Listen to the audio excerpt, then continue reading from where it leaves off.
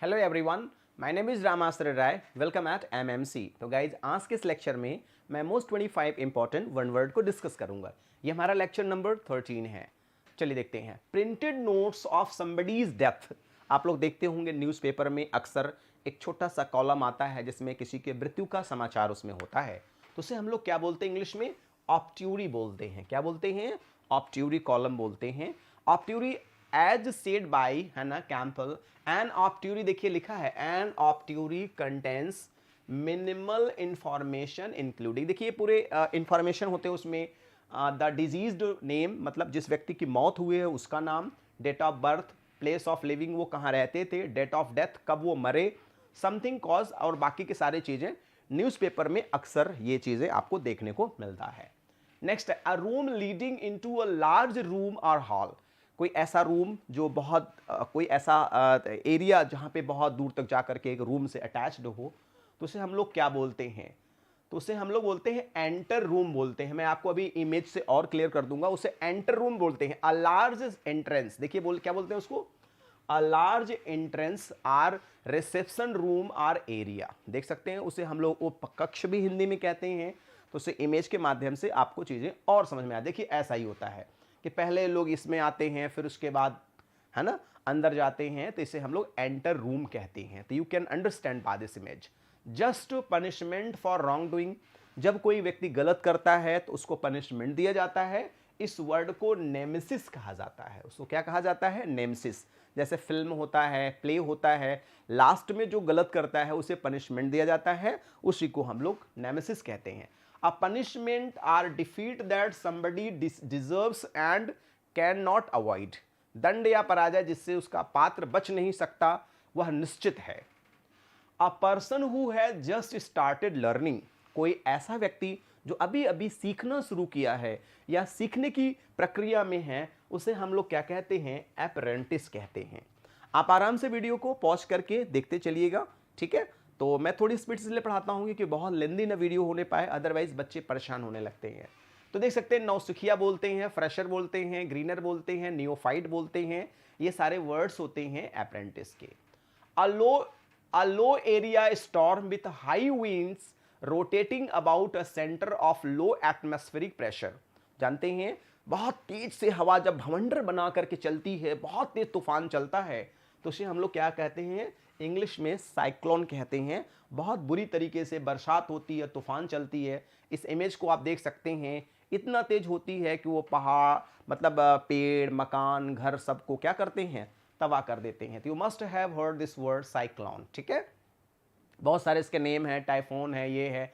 A cyclone is a violent tropical storm in which the air goes round and round.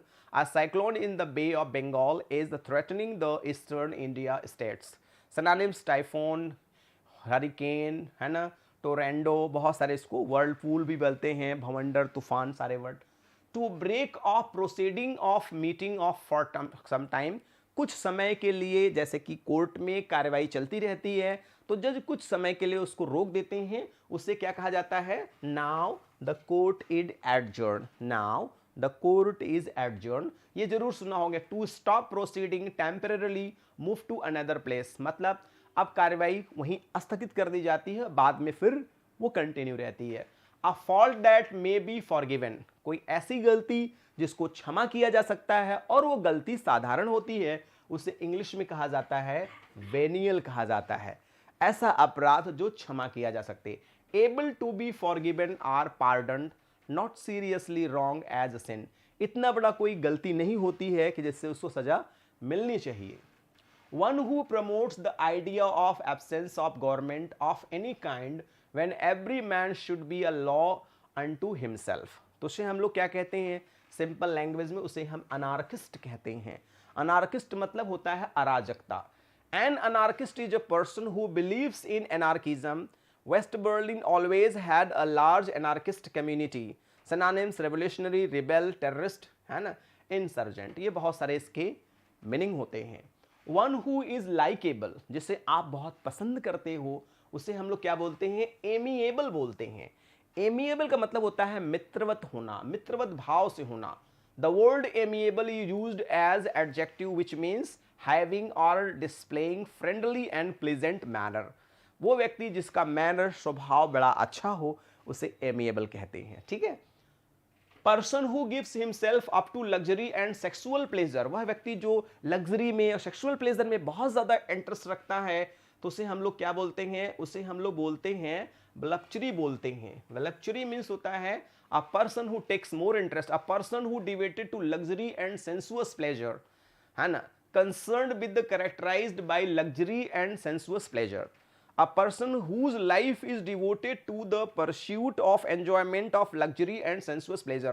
ये इतना मैं आपको definition इसलिए दे देता हूं, एक ना समझ में आए बाय द वे तो दूसरा तो जरूर समझ में आ जाएगा, ठीक है। For this I do hard work, एक लेक्चर को बनाने में कम से कम 4 से 5 घंटे एफर्ट करता हूं, तब जाकर के एक लेक्चर आपका तैयार होता है, ठीक।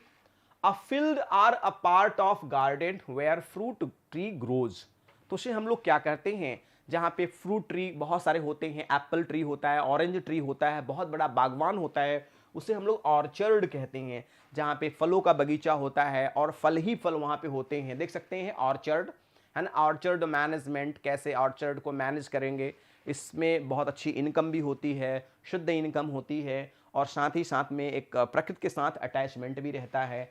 बहुत सारे लोगों को पसंद होता है फार्मिंग करना, the people like to do it.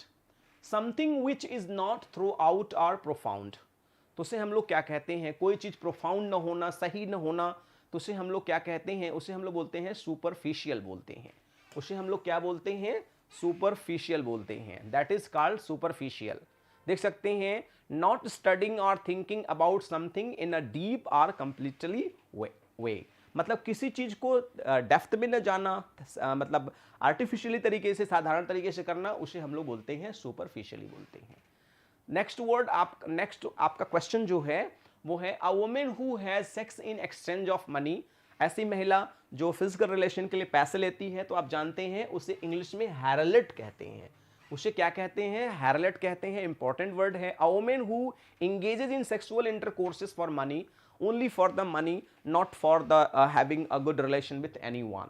तो now it is very popular, you know well, no need to explain much, ठीक है। तो this is there and it was it continued since ancient time till now। a slow witted and incompetent person को क्या कहते हैं, वह व्यक्ति जिसकी सोच समझ की क्षमता कम हो, उसे डफर इंग्लिश में कहते हैं, है ना। तो दिस इज द वर्ड, जिसको सोचने समझने की क्षमता कम हो। If you describe someone as a duffer, you mean that they are very bad or doing something, उसे आप ये कह सकते हैं कि वह किसी भी कार्य को करने में बहुत ज़्यादा स्लो है, उसे ही हम लोग डफर कहते हैं। देख सकते हैं डफर, अब आप देख रहे हैं कि she is teaching something and she is not able to understand, तो ये कह रहे हैं now you are duffer because you are not able to understand it properly. Using of new words, नए नए शब्दों को यूज करना, बनाना, जो भी है, तो इसको क्या बोलते हैं, नियोलॉजिज्म कहते हैं। नियोलॉजिज्म, नियो का मतलब नया, लॉजिज्म माने जो साइंस होता है, किसी चीज का नॉलेज होता है, नियोलॉजिज्म। A neologism is a new word or expression in a language or a new meaning of an existing word or expression। A new word uses or expression, पूरी डेफिनेशन है। Indifference to pain or pressure, ऐसा व्यक्ति चाहे उसको बहुत खुशी मिल जाए तो कोई टेंशन नहीं, बहुत ज़्यादा तकलीफ मिल जाए तो भी ज़्यादा ध्यान नहीं देता, तो उससे बोलते हैं स्टोइसिज्म, है ना। उससे दुख और सुख से कोई मतलब ही नहीं होता है। द एंड्योरेंस ऑफ पेन और hardship without the display of feeling and without complaint, किसी भी कष्ट और तकलीफ को बिना कंप्लेन का ही झेलता चलने वाले व्यक्ति को ही स्टोइक कहते हैं, और उसके प्रिंसिपल को स्टोइसिज्म कहते हैं। One who is neither intelligent nor dull, वह व्यक्ति ना तो बहुत इंटेलिजेंट है ना तो एकदम डल है, जैसे हम लोग मीडियम कहते हैं, तो इसलिए याद रखिएगा मेडिकोर, याद रखिएगा मेडिकोर मतलब वह व्यक्ति जो बहुत इंटेलिजेंट है और ना ही डफ है। तो of not very highly qualified, औसत दर्जे का व्यक्ति, है ना। If you describe something as a mediocre, you mean that it is average quality but you think, है ना, इट शुड बी बेटर, लेकिन आपको ये लगेगा भी कि वह व्यक्ति बेटर है। बेटर का मतलब ही होता है गुड, बेटर, बेस्ट, मतलब मीडियम में है। इक्वल इन रैंक, मेरिट और क्वालिटी, तो उसे हम लोग पीयर कहते हैं। इक्वल रैंक, इक्वल क्वालिटी, जैसे आई एम टीचर, अगर मेरे साथ कोई और टीचर है तो वी आर पीयर्स, ठीक है। तो देख सकते हैं a person who is of the same age or position in society as you, जैसे आपकी स्थिति है वैसे अगले वाले की स्थिति है। जैसे एक व्यक्ति लेफ्टिनेंट है, अगला वाला भी लेफ्टिनेंट है, तो दोनों का पद समान है, दोनों का सब कुछ समान है, ठीक है, जो समाज में समान रैंक रखता हो। जैसे ये लोग क्या है, पीयर है, क्योंकि ये सारे लोग एक ही रैंक को डिजर्व करते हैं। Person who gives written testimony for use in a law court, तो उसे क्या कहते हैं, तो उसे that is called what is deponent कहते हैं, उसे बोलते हैं डेपोनेंट। डेपोनेंट बड़ा अच्छा वर्ड है, देखिएगा। अ person who makes an affidavit, देखते हैं एक वह व्यक्ति जो एफिडेविट वगैरह अक्सर बनाता है। A person a person, a witness who makes a deposition, a person who makes deposition or affidavit under oath। मतलब एफिडेविट का मतलब ही होता है शपथ पत्र, ठीक है, देख सकते हैं affidavit, this is called present opposing argument or evidence. तो इसे क्या कहते हैं, किसी चीज को अपोज करने को क्या कहते हैं, रिब्यूट कहते हैं, ठीक है, किसी चीज को अपोज करना। तो देख सकते हैं if you rebut charge or criticism that is made against you, you give reasons why it is untrue or unacceptable। माने किसी चीज को अगर आप एक्सेप्ट नहीं करते हो तो उसका कारण बताते हो कि यह क्यों नहीं एक्सेप्ट किया गया है, क्या कारण है इसे नहीं एक्सेप्ट किया गया। बहुत सारे डेफिनेशन हैं इसके। Books, picture, etc intended to arouse sexual desire, कोई किताब, कोई चीजें जो सेक्सुअल डिजायर को इंक्रीज करती हैं, आप सब जानते होंगे, उसे पोर्नोग्राफी कहते हैं, है ना, पोर्नोग्राफी कहते हैं। पोर्नोग्राफी फिल्में होती हैं, बुक्स होती हैं, books, magazine, film, etc that describe so sexual acts in order to cause sexual excitement, ठीक है।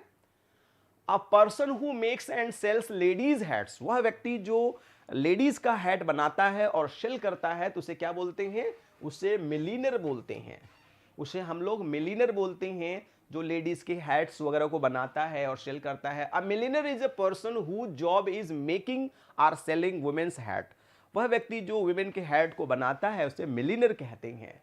केयरफुल इन परफॉर्मिंग ड्यूटीज, वह व्यक्ति जो ड्यूटी को अच्छे से परफॉर्म करता है, तो उसे क्या बोलते हैं, उसे बोलते हैं पंक्चुअस बोलते हैं, उसे हम लोग पंक्चुअस बोलते हैं। बड़ा अच्छा वर्ड है। पंक्चुअस का मतलब होता है showing great attention to detail, किसी डिटेल में, किसी चीज की बारीकी में बहुत ज्यादा ध्यान देने वाले व्यक्ति को कहते हैं correct behaviour. He was punctilious in providing every amenities for his guest, वो अपने गेस्ट को सारी सुविधाएं देने के लिए बहुत ही केयरफुल थे और होना भी चाहिए।